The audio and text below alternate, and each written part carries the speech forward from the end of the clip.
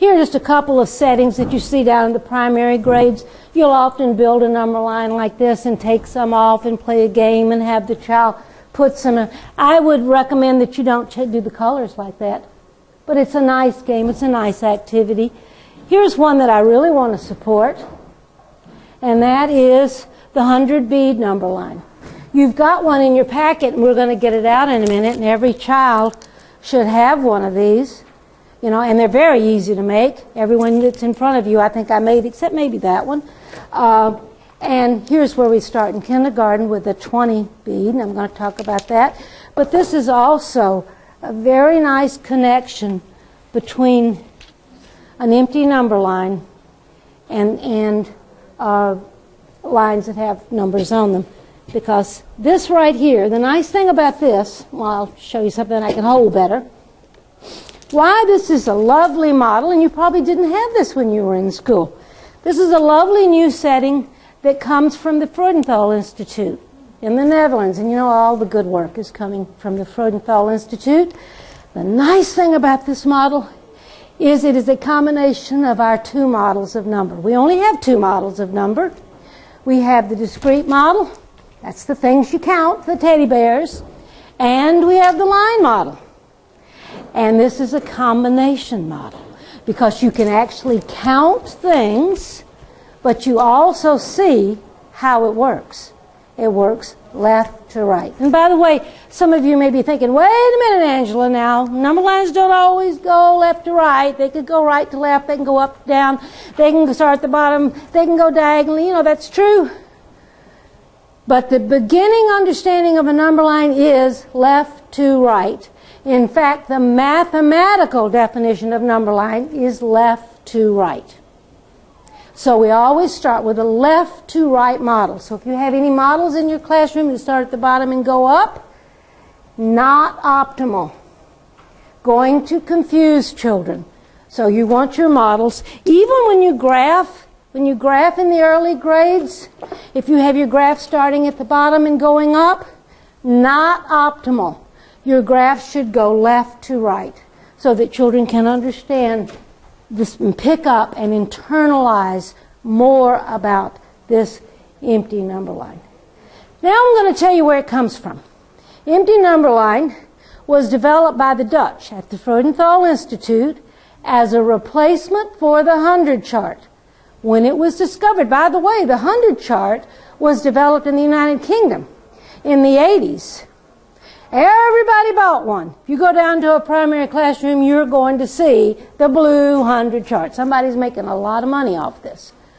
They are now banned in the United Kingdom.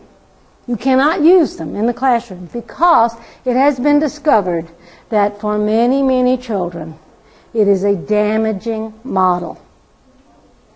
And the reason for that is, this poor little child so confused, you know, it's not a model of our number system. It's a place value model. It is not a sequential model. It's not a correct model. So now let's just take a look at what's confusing about this. And if you're at an upper grade, it's nice for you to know these things because you are going to have children in your 5th grade class that are confused about this. And you're going to wonder, why aren't they doing well? I'm going to tell you, here is the confusion. First of all, at the lower grades, what's confusing about this, Tina? We're expecting children to track it. Children can't track yet. So this is a confusion. They don't know where to start. They'll quite often go here and then come down here and then. It's for an LD child, it is visually overwhelming. There's not enough white space. They can't read those numbers. They're too close together. It's a bad model. However, I haven't told you the worst yet. The worst thing about it is it goes completely counter to what young children understand, even older children understand about mathematics.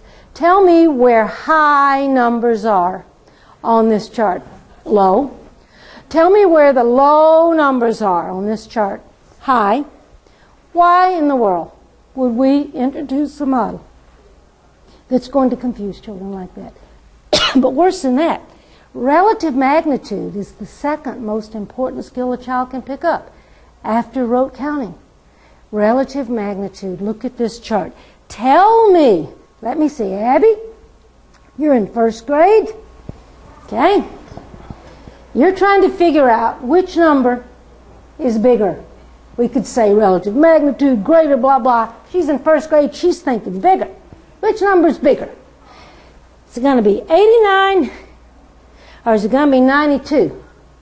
Now, if she understands bigger, and she probably does understand bigger, she's going to know that bigger means closest to the last number. Which number is closest to? Okay, Abby, which number is bigger? She's going, 89. Because it's closest to 100. Look at 92 over here. Good night. 70's bigger. Because it's closer. Confusing model. So this is why I never recommend using this. I recommend getting this out of the classroom until children have absolutely internalized place value.